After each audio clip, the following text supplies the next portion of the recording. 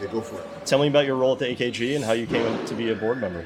Well, I've been on the board for at least a decade.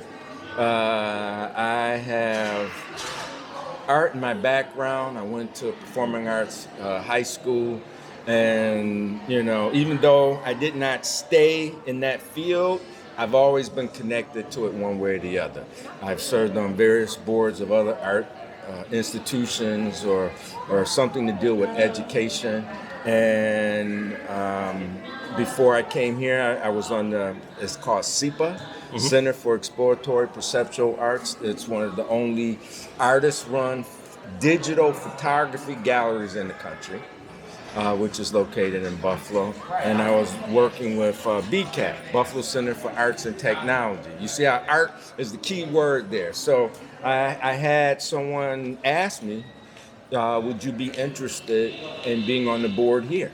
And that is interesting, because one, who appoints a police officer to an art museum board? I get a lot of looks. People get a lot of questions, but I have jumped into it. I have, we have artist trips that we've taken to like Russia and different parts of the world. And my thing is being a connector. So I want to give other people in my community, and when I say that, I mean people of color, Black kids, exposure to the arts, because I grew up on the East Side, and there's not always a lot of opportunities, but art has always been able to provide an opportunity for me, and that's what I try to do here. As you saw before earlier, you saw some of the two artists that you were familiar with, and they can tell you, when people say, well, do you know of somebody? I say, oh, yes, I do. Why not contact this artist and let's do something? Sure. And then it's not just the arts. I do arts with people with disabilities. If there's an organization, veterans, the blind, people with mental health issues, I somehow try to bring them all together.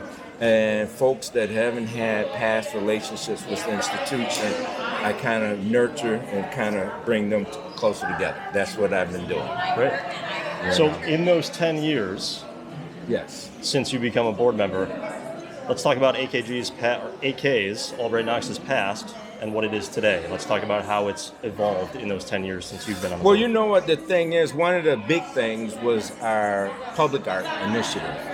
I was a part of that committee, and the fact is that a lot of times, it's very difficult to get local artists involved because the gallery usually deals with people with national or international reputations. And so being a part of that allowed us to work closer with the local community and do projects throughout the city, which I know you're familiar Sure. with.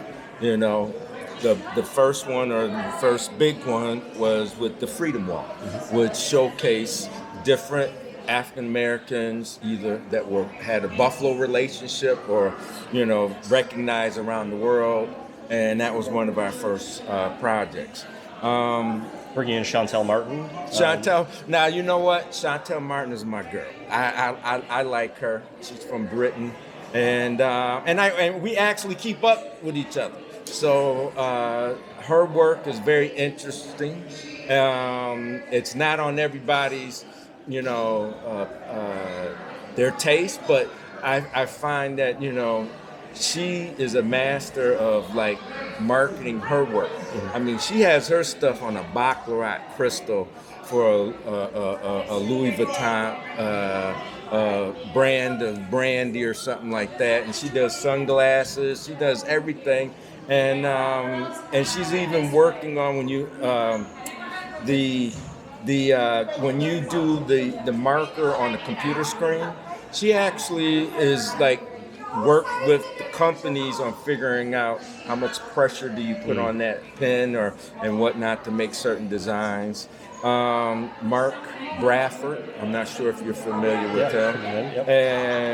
And so these are a lot of people in the beginning. Since that time, you know, a lot of people have not always felt that the gallery was open to them, that it was welcoming to them.